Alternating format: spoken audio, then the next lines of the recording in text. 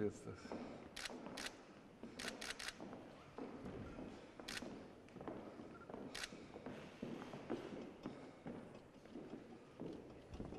Yulos Abzobas.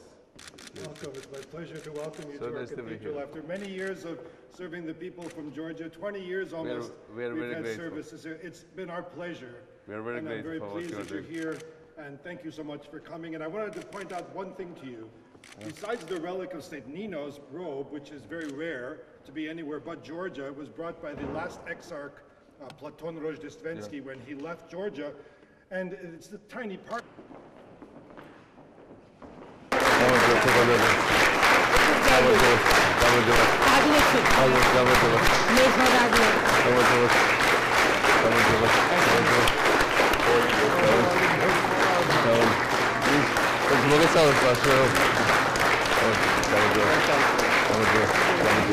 გილოცავთ დღევანდელ დღესასწაულს ისე როგორც ნამდვილ აღდგომას.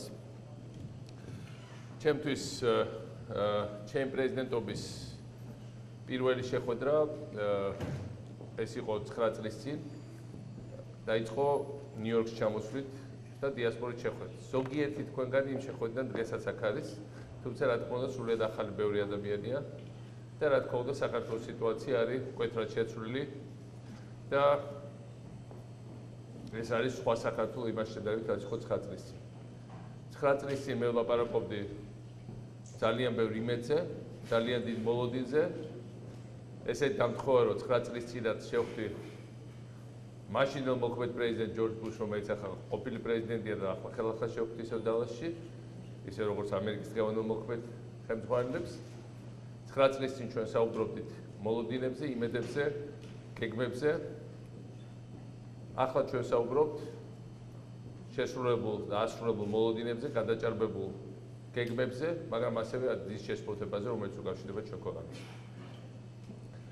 ჩვენ გავიარეთ ერთი ციკლი ჩვენი ისტორიის და ჩვენ ახლა შევდივართ მეორე ციკლში, რომელიც არ იქნება მარტივი და ალბათ იქნება საკმაოდ ბევრი წინააღმდეგობით აღსავსე და უკვე არის.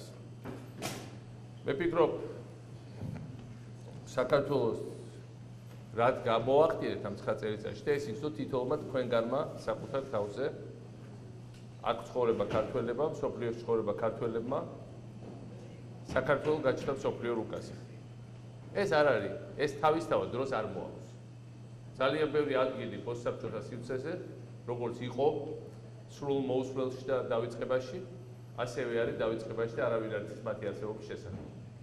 საქართველო არის ბევრად უფრო მნიშვნელოვანი ქვეყანა, ვიდრე მისი ზომის და მისი ისტორიის, უпростоრად უახლეს ისტორიას გულისხმობ და რა თქმა უნდა, უახლეს ისტორია ჩვენი იყო საბჭოთა იმპერიის ერთ-ერთ ჭანჭიკად ყოფნა.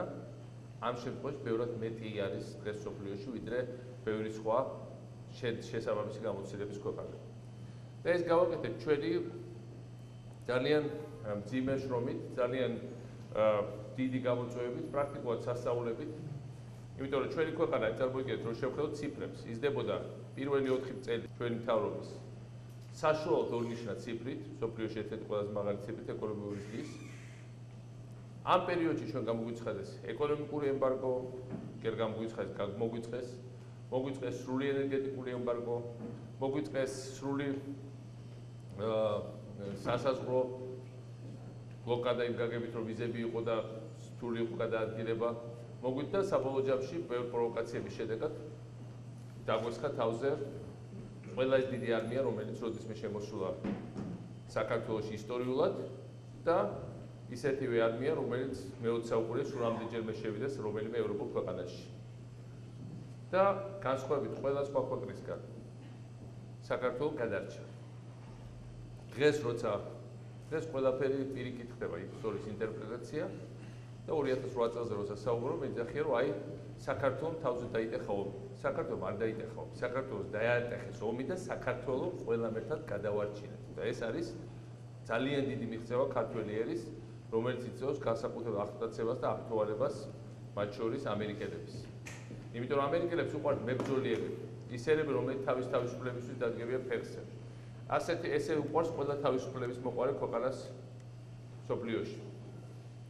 ჩვენ შევქმნით ეს ყველაფერი ჩვენ ავაშენეთ ჩვენი ქალაქები პრაქტიკულად ხელახლა და ძნელია ჩათმოთვალ რომელი არ აშენდა ხელახლა თელავი, ქუთაისი, ბათუმი, თბილისი, წყალტუბო-კეთდებოდა პრაქტიკულად ხელახლა, სიღნაღი და ვიწყებთ ძალიან დიდი ახალი პორტის შეერთებას ლაზიკის, რომელიც რატომ დღეს სიცილს იწვევს, საქართველოს მნიშვნელოვანია, ჩვენ აუთვისებელი გვაქვს შავი ზღვისპირეთის ყველაზე სტრატეგიული ადგილი 50 კილომეტრი შავი ზღვისპირეთის ზოლის, რაც შესულია წარმოდგენილი 21 საუკუნეში.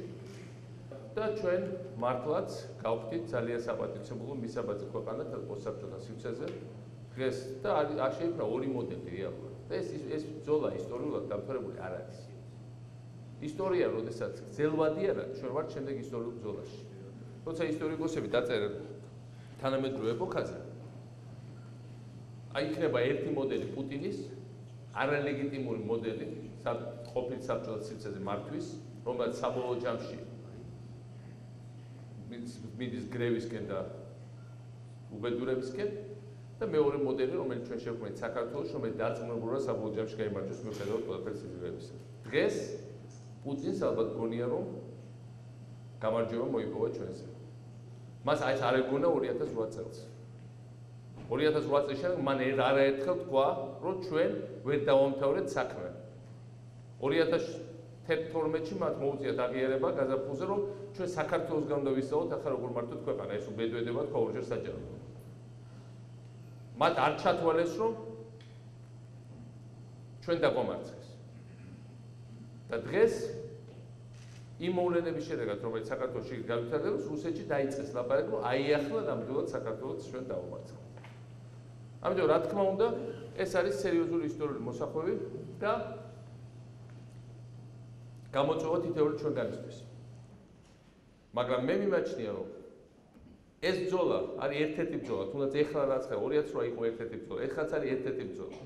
საბოლოო ჯამში ამ დიდ ომში ჩვენი მომავლისთვის, რომელიც დაიწყო 1999 წლის 9 აპრილიდან და სამწუხაროდ დღემდე გრძელდება, იმიტომ რომ ვერ შეეგუეს იმას, რომ საქართველოს დაიყოს დამოუკიდებელი ქვეყანა და ეს ომი არ არის აუცილებელი იყოს ტანკებით და თვითონ რა თქმა უნდა ჩვენ უნდა ამას ვავერიდოთ.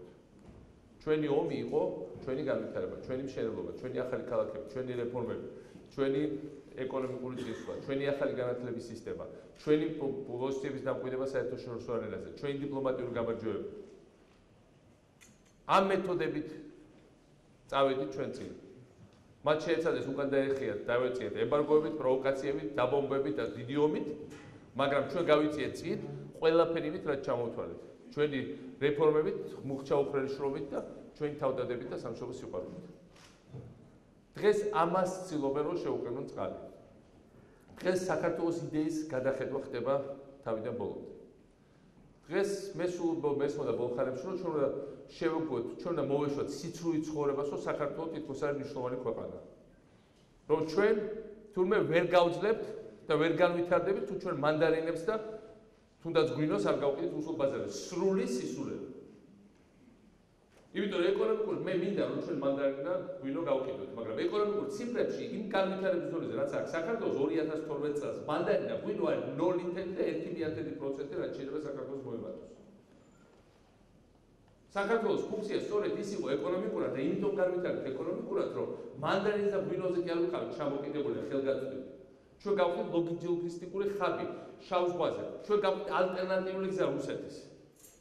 ჩვენ გავიყვანთ ალტერნატიული რკინიგზა, რომელიც შეიძლება პირდაპირ კონკურენცია შეუქმნა ტრანსსიბირულ მაგისტრალს. ჩვენ გავიყვანეთ ალტერნატიული ენერგეტიკის ხაზები და ჩვენ გავხდით პირველი ქვეყანა არაენერგეტიკულ ქვეყნებს შორის აღმოსავლეთ ევროპაში და პოსტსაბჭოთა რომელიც სრულად ეკონომიკურად დამოუკიდებელია. ჩვენ არ აქვს იგივე პრობლემა, რაც მაგალითად ლიტველებს და ესტონელებს, მაგრამ ლიტველებს და ესტონელებს არ უთქვათ უარი დამოუკიდებლობას, მიუხედავად იმისა, რომ თრიალ ენერგეტიკულად რუსეთზე არის ჩამოყალიბებული. ჩვენ ჩამოყალიბებული არ ვართ, არც ენერგეტიკულად, არც ეკონომიკურად, არც სავაჭროდ. მაშინ რატომ თუ ვართ დამოუკიდებლობას, მაშინ როცა ვერც სამხედრო ძალით ვერ დაგვამარცხეს. რას ვაკეთებ? ეს საკითხი დგას დღეს. რატომ ვაკეთებ? ამგვარად ბევრი რაღაცა რატომ ვაკეთებ და გავგებანი. ჩვენ ხვდით, ჩვენ შევქმნით პროგრესის მაგალითად. მაგალითად, ბათუმში შევქმნით ძალიან მაგარი ტექნოლოგიური უნივერსიტეტი, რომელიც ეხლა წელს უკვე უნდა სტუდენტები მიეღო, შარშან უკვე დაუმონტაჟეთ აპარატურა რაღაც ნაწილი, წელს ბიბლიოთეკა დამოშენებული იყო და იდეა იყო, რომ კავკასიაში ყველაზე ლამაზი, ყველაზე გაბართული და ყველაზე თანამედროვე შენობა, ნუ ეს მხოლოდ ნაწილი ამის მთავარი აიყო შინაარსი შენობა. შინაარსი იქნებოდა ის, რომ ძალიან ბევრი უცხოელი სტუდენტი ჩამოვიდოდა, სტუდენტების ნახევარზე მეტი იქნებოდა ქართველები, ამათი უმეტესობა ისწავლიდა უფასოდ, ჩამოუყვანთ ყველა ესწავლოს პროფესორებს ამერიკაში და აღარ იქნებოდა დამოკიდებული იმაზე, რომ ჩვენი სტუდენტი, რომელიც მოდის აქ და სწავლობს სხვა საუკეთესო ტექნოლოგიურ სკოლაში, თუ ძალიან მაგარია, დაიტოვება. თბილისში და ბათუმში თუ ისწავლებს, ბუნებრივად საქართველოში დარჩევის ბევრად მეტი შანსი აქვს. ჩვენთან დარჩება ეს ტექნოლოგია, ჩვენთან განვითარება, ჩვენთან ჩატარდება ექსპერიმენტები. ეს იყო პროექტი. და ეს იყო ის პროექტი, რომელიც ჩვენ პირველი სტადია უკვე დავასრულეთ. რამდენიმე დღის წინ, სწორედ იმის გამო ძალიან მომაკვდი ამ პროექტით, იმიტომ რომ ეს იყო სიმბოლო საქართველოს მომავლის განვითარების, გამოცხადა, რომ ამ გრანდიოზულ შენობიდან უნივერსიტეტს გამოასახლებენ და შეასახლებენ თურმე ბათუმის არაფრის მაქრის მერიას. და ესეთი რამე ეს დაახლოებით არის, რომ ახალ თავისუფლების კოშკში ნიუ-იორკში შეასახულ მარკეტინგის გამგეობა მაგალითად.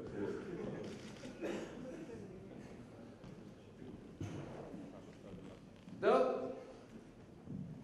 თავის 140 სართულში, ნუ ჩვენი შენობა 40 სართულია. ეს არის ერთი მაგალითი იმისა, როგორ ხდება გადახედვა მთავარი პროგრესის, რომელიც არის საქართველოში, რაც არის მიღწეული საქართველოში. საუბარი იმაზე კი არა, რომ მოდი სხვა შენობა ავაშენოთ და ჯადებას იქ შევასრულოთ ბათუმის მერიას, თუმცა მერიას თავის შენობა აქვს და ეხლა რა მგონია საქართველოს ფული დახარჯოს მერიების განთავსებაში. რაც არის აშენებული, არის ორი გამოსავალ. მოდი ან დავამრიოთ, ან ფუნქცია შევცვალოთ. და ყველა ვისაც ეს არ მოწონს, ყველა გაჩნდეს, იმიტომ რომ მანდატებს გავყიდეთ რუსეთში.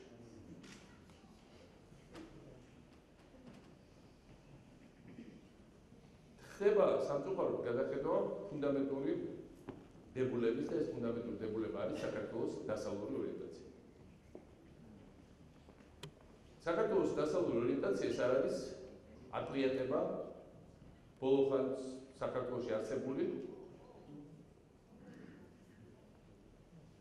მომწიფებელი სამთავრობო თაობის, როგორც ჩვენ გვიწოდებს. ეს არ არის ვარდების რევოლუციის შედეგად შექმნილი თავრობის მხოლოდ რაღაცა ერთჯერადი ეპიზოდი მათი ორიენტაციის. ეს არის საქართველოს 1000-წლოვანი ორიენტაცია. ეს არის საქართველოს ორიენტაცია, რომელიც ყოველთვის იყო მიმართული თავისი წმენის გადასარჩენად, და წმენის გადარჩენა იყო ევროპაში, იქ იყო ჩვენი ქრისტიანი მოძღვეები. ეს იყო ჩვენი მეფეები, რომლებიც წერდნენ ასობით წელებს რომის პაპს, სხვადასხვა ევროპელ მონარქებს, სულხან სამორბელია, რომელიც დადიოდა კარდაკარ. ეს იყო განსაკუთრებით ტრაგედიული სიტუაცია, როდესაც კონსტანტინოპოლის დაცემის შემდეგ პრაქტიკულად საქართველო აღმოჩნდა სრულ იზოლაციაში და ამას საბოლოო ჯამში იძულებით მიგიყვანა ყველაზე უარეს არჩევანში, რაც შეიძლება ყოფილიყო თანა იგივე წმენის ხალხებს შორის იმ სახელმწიფოსთან კონტაქტში შესვლაზე, რომელმაც პრაქტიკულად ჩვენი ეკლესიის, მათ შორის ჩვენი ეკლესიის ავტოკეფალია მოსვლა საქართველოს დამოუკიდებლობას წერტის ხაზი გადაუსვა. და აი ამ სიტუაციაში დღეს როცა ჩვენ პირველად მოვახერხეთ ის, რაც ვერ მოვახერხეთ, სულხან სამორბელიანი, ერეკლე მეორე. პრაქტიკულად ვერავინ დავით აღმაშენებლის შემდეგ, თუ დავით აღმაშენებლა მოახერხა ჩამოიყვანა ჯვაროსნები თავის ბრძოლაში შეძლებების წინააღმდეგ. ვერავინ ვერ მოახერხა დავით აღმაშენებლის შემდეგ. ჩვენ მოვახერხეთ საქართველოს დამკვიდრება ხელახლა დასავლეთის და ძლიერი დემოკრატიული და თავისუფალი სამყაროს მენტალობაში მათი შიდა პოლიტიკის ნაწილად ქცევა. ესე იგი, ჩვენი გაწირვა და ხელისყრა არის ძალიან ძლიერი. მაგრამ თუ ჩვენ გავაძლევთ საქართველოს დამოუკიდებლობა, თავარი საქართველოს დამოუკიდებლობა გადავარჩინეთ და ეს უკვე ქართული საზოგადოების ხელში ამჯერად უფრო მეტად მისვევთ თავრობის, ჩვენ მაინც უკან ვერ დავაბრუნებთ, ამაში ვერ დაწვევთ. რატო ეს ქართული საზოგადოების ხელში მოვიდა თავრობის? იმიტომ რომ აქამდე თავრობა იყო ავანგარდში ამ ბრძოლის. აქამდე თავრობა იყო, ვინც ყველა კარგს აკაკულებდა. მე ამ რამდენიმე დღის წინ შევხვდა ერთ-ერთი ბალტიური ქვეყნის ელჩი. ერთ-ერთ დასავლურ ქვეყანაში. ჩემი მეგობრებთან ვიყავით და მან მოგუყვა ისტორია, რომ ერთ-ერთი ახალ დანიშნულ ქართულმა ელჩმა რა უთხრა მას. ახალ დანიშნულმა ქართულმა ელჩმა უთხრა, რომ საუბარია სერიოზულ დასავლურ ქვეყანაში. რომ აქამდე ჩვენ ყველაფერი, აქამდე ეს იყო მხოლოდ სააკაშვილის საელჩო, ახლა არის ქართველი ხალხის საელჩო და ქართველი ხალხს არ სურს მხოლოდ დასავლეთთან ურთიერთობა, ქართველი ხალხისთვის ახლა პრიორიტეტია რუსეთში, რუსეთთან ურთიერთობა, იმიტომ რომ ჩვენ ეკონომიკურად ვერ მივებები დასავლეთ, ჩვენ შეიძლება მივიღოთ მხოლოდ რუსეთს. სრული სისულელე. მაგრამ ეს არის ახლა ამოყვანილი პოლიტიკური დოქტრინის დონეზე. ეს არის ამოყვანილი ინსტრუქციების დონეზე. ორი დღის წინ შეხვდა ერთ-ერთი ასე მეორე მნიშვნელოვანი დასავლეთ ქვეყნის საგარეო პოლიტიკური უწყების ხელმძღვანელი და მითხრა, ჩამოსული იყო თქვენი მინისტრი, კომპლიმენტი გაუკეთე, რა მაგარი რეფორმები გაატარა საქართველოს, რა მაგარი წახვედი წინ, რა მაგარი შანსი მოგეცდა ხა არჩევნებში და გააგრძელოთ ეს კურსი და მისი პასუხი იყო, რომ 20 წუთის განმავლობაში მიხსნიდა, რომ მთელი ეს ლაპარაკი საქართველოს პროგრესს და მიღწევებზე არის სრული სისულელე და სიცრუეში ცხოვრება.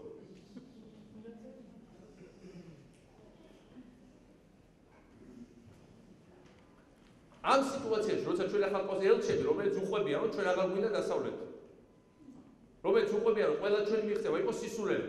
თითოეული ქართველი, ვინც ხართ ხარ ახლა ჩვენი ელჩები. ამ ბალტიის ქვეყნის ელჩმა მითხრა, ახლა თქვენ ელჩი იმ ქვეყანაში აღარ ხართ. მე ვარ თქვენი ელჩი. მე ვიცი რა ხდებოდა საქართველოში. მე მოუყვები ყველას რა არის სიმართლე.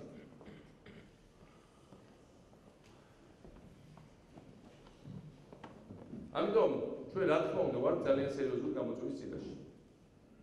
რა თქმა უნდა გავა დრო და როცა ეს ბურუსი გაიფანტება, როცა ცა მოიწმინდება და ესე გამოანათებს, მივხვდებით და შეიძლება შეგხვდეს კიდევაც იმაზე, რაც ამ თემებზე, რასაც ახლა დღეს ზოგიერთი ლაპარაკობს არ პირდაპირ ცხოვრებაში ახორციელებს.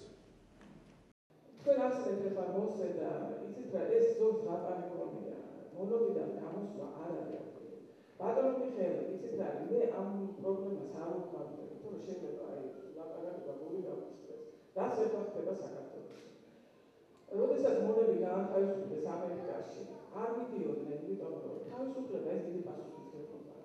თქვენ იცით, ალექსანდრე მეორემ რა დიდი რეფორმები ჩაატარეს და ეხჯერ აფეთქეს და მეშვიდეჯერ მოკლეს. მერტმა დიდი რემონტს და რეფორმატორი არასდროს არ ყოფილა თქვენი ძალიან პოპულარული საერთოდ არც ერთ ქვეყანაში. ეხლა მსოფლიოს გარს ძალიან დიდი კრიზისების წინაშე. ეს არის ეკონომიური, ფინანსური, ეს არის ნდობის კრიზისი, მალე იქნება პროდუქტების კრიზისი, იქნება აუცილებლად წყლის კრიზისი.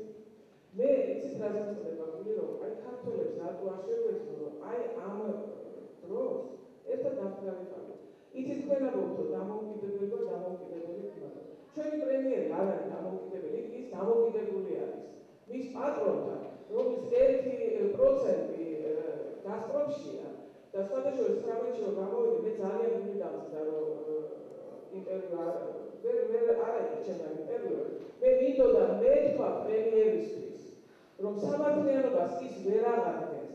იმიტომ რომ ადამიანს, რომელსაც ოფშორებშია დამალული ფულები და რომელიც არ იბეგრება, ეს ადამიანი ვერ აღადგენს სამართლიანობას და ძალიან მნიშვნელოვანია რომ ჩვენ განათლების სახლიდან ღმერთის სახლში ვართ ახლა და სამართლიანობას ვინც აღადგენს ის კარზე არის მოხდა.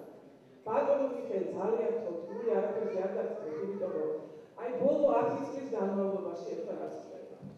უბრალოდ სულელი სწავლობს, არ სწავლობს, ჭკვიანი სწავლობს სულის შესწავლაზე, სულელი ვერავ შესწავლაზე სწავლობს. ბოლო 10 წლის განმავლობაში მე ბატონთან პუტინს ვეძახი ვლადიმიროვის, იმიტომ რომ იმას გონია რომ სამყარო მას ეკუთვნის, მაგრამ ბოლო 10 წლის განმავლობაში სადამ ჰუსეინი, კინჩელი, კადაფი, ეხლა უგო ჩავესი წავიდნენ ამ ქვეყნებში, ვისაც ეგონათ რომ სამყაროს ფლობელები არიან, მაგრამ ჩვენ ამ სამყაროში უპატრონოები არ ვართ.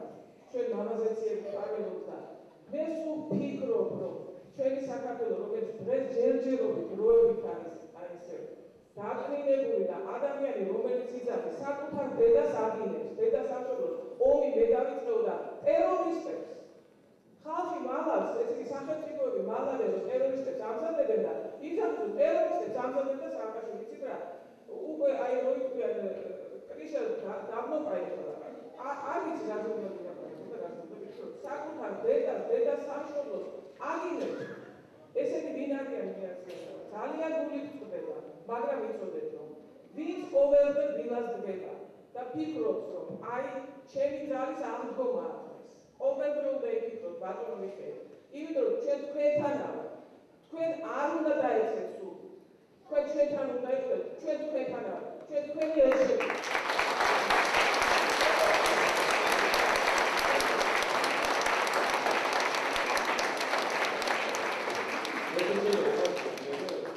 ესეთი თქვენი შეფასება მაინტერესებს რაც პირველ ოქტომბერს მოხდა აი 55%-იდან ჩვენ დავგარდეთ აი 55%-ში თქვენი შეფასებით რამდენი იყო ფასეულობებზე დამყარებული ესე ვთქვათ იმედი გაცვლება და უშუალოდ იმ ხალხის ვინც რაღაც ზეპელინიზებისგან იმედი გაუსულა და რა პროცენტი იყო უფრო მოკლევადიანი დაუშვათისები უმუშევრობა ანდა თუნდაც აი ეთნიკურად აღარ შემოგვდებული ციხის წარმოსდეობით თვითონ აი თქვენი შეფასებით იმიტომ რომ ამას შევაფასებთ მაშინ ალბათ დავინახავთ როგორ დავამარჯვებთ შემდეგ არჩევნებში დიდი მადლობა სალვები და ჩემთვის დიდი ბატერია მოგესალმოთ ამერიკის და მსოფლიოს ყველაზე დიდ ქალაქში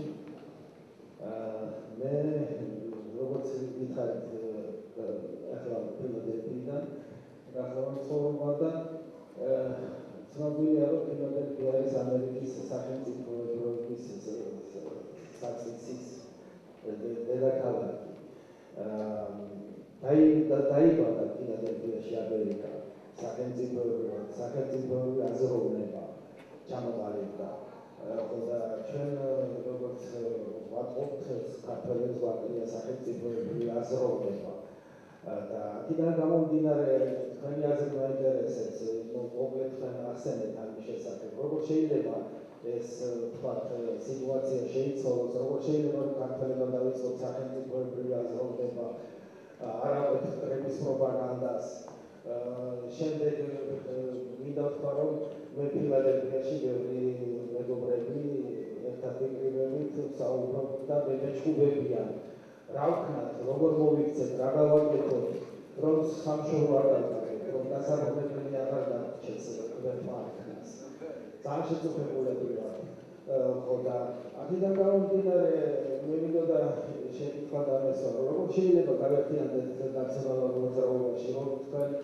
ისედაც თქვენ გვერდზევათ რომ მაგრამ უფრო ახლოს ვიყოთ რა შეგვიძლია ჩვენ გავაკეთოთ ამ მიმართულებით და როგორ შეიძლება გამოვადგეთ ჩვენ ხალხს ჩვენ ქვეყანას ჩვენ საქართველოს დიდი მადლობა მე მინდა დიდი მადლობა გადავიხადო ბატონო მიხეილ პრეზიდენტის პერიოდში დიდი სიხარულის საჩვენო მომდანი ჩემპიონატი მოგები რომელიც უყურებთ ხოლმე ბატონოს და მადლობა გადავიხადო პოლიციის სასუქო და კორიეს და ახლობი თუ რა კანონები ხდებოდა საქართველოში როგორ შეიძლება სიტყვის ბაქალის პრეზიდენტი Когда здесь разорвался, побачена агаты, сука, Курия, Суматова Магара, сука, и сети сасихану, когда се бюро, камихаты, Рашен дева, Ракаевсна, Ракаевста. Матови, Москва, yes, опили, адвокаты, опили, читали, сахивали, опили, читали, журналисты, режиссеры, проблема, Dipende da cosa che sono di altri di altri sapori, ma quello che cosa tu racconti che si fa, lo guarda da spiriti. Deve avere usato dei sistemi che da fare la soluzione. ზოგიერთი ერთ-ერთი ადამიანის ვაჭროს ვიწვადოთ ფილის ბოდიშო გაწყვეტია, აბა ტელევიზორში ნახეთ, დიდი განცხრობა ხდებოდა, ცოტა უფრო ჩაღარა შერეული, რომ საკუთარი ხელი დაანგრეო შუშის ხიდს და თეატრის შენობას ქალაქში. დაანგრევა ძალიან მოწონს და ვერ გამოვიდა.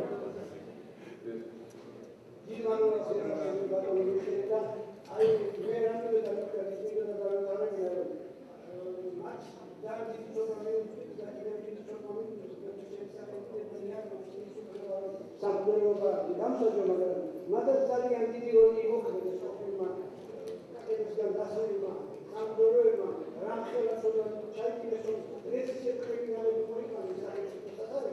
და ისეთი მართალია შედგენილი სულიერად მასშტაბური სიგარეტის ფაბრიკა. ეს ძალიან დიდი მადლობა. მინდა სიამაყის წარმოდგენა ამ საზოგადოების წინაშე. სიამაყის ფორუმ და მთელი ამ 9 წლის განმავლობაში და ოქტომბრის წლის განმავლობაში სიამაყის ვამბობ, რომ მე ვიყავ პირველი ჟურნალისტი, ვინც ქართული საზოგადოების წინაშე წარდაჭრა. ბატონო მიხეილ, ეს აბსურდია. მე მინდა მადლობა გადაგიხადოთ იმ 9 წლისთვის, რომელიც თქვენ საქართველოს დაჭირეთ.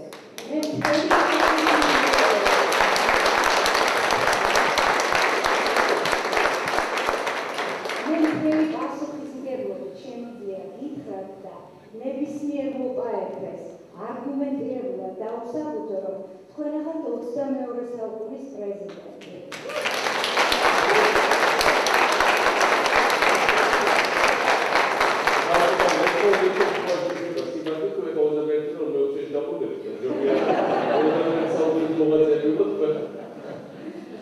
ასე იყოს, როგორც ჯერა რომ არის ძალიან მე მომწონს ისწრება.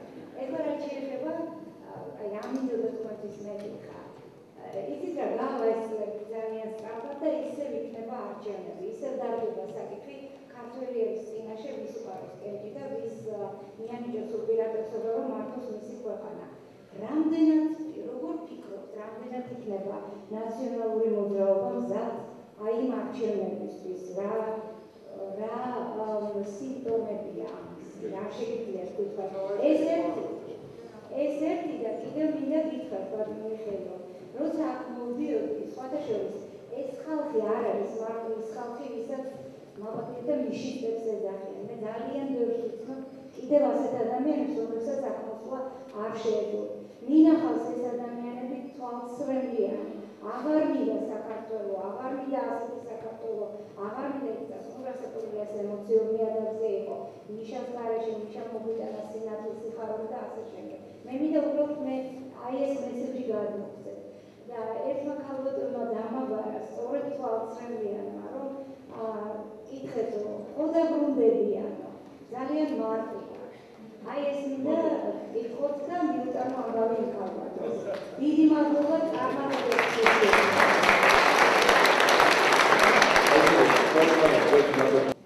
2008 წლის ამბობს წინა პერიოდში რუსული პრესა იყო აჭრილებული პასუხებით. გამსახურდების დაიწყება გაზეთების რა თქმა უნდა ფინანსდება რუსეთისაგან ქართველებსა და მათ პრეზიდენტის შესახებ რესპუბლიკაში ჩამიგია ქართველები და მათი პრეზიდენტი. საზოგადოებრივი აზრი შეიქმნა ძალიან ცუდი და გამოვიდა რუსული რადიოს მუშაობით გამოკითხვაში.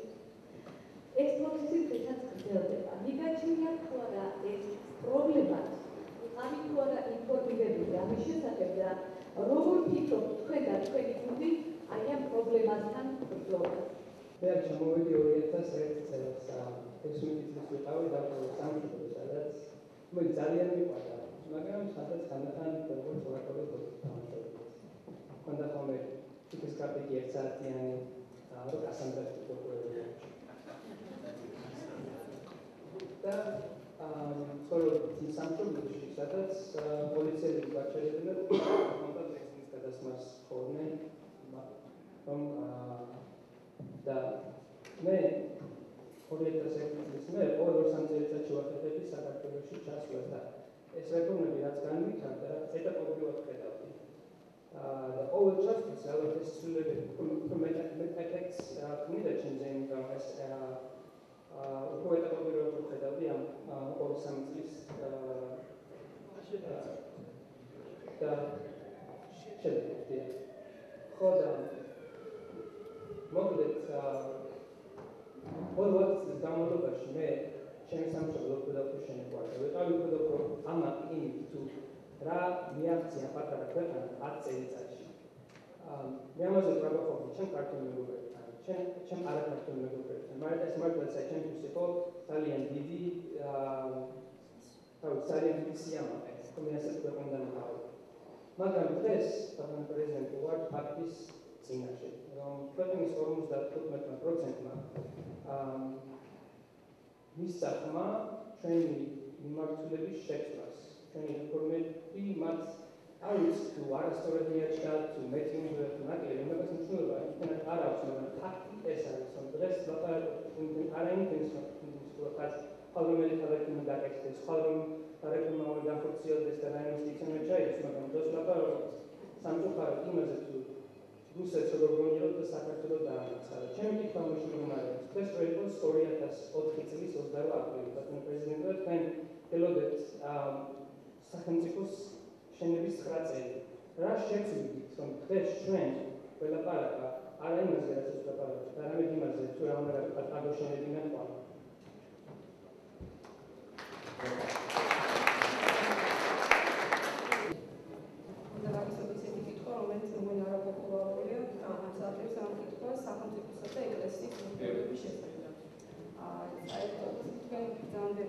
კონსტიტუციის გარანტია. კონსტიტუციის წერია, რომ სახელმწიფოსგან გამოყოფილია ეკლესია, მაგრამ სამწუხაროდ, რასაც ჩვენ ახლა ვხედავთ, იგივე თქვათ, ქართლის პატრიარქის ვიზიტი წინთან და თვირი და ბრძენი ადამიანი უწოდა, ძალიან ხშირად ხედავთ, რომ საეკლესიო ხელისუფლება ერევა საერო ხელისუფლების კომპეტენციაში.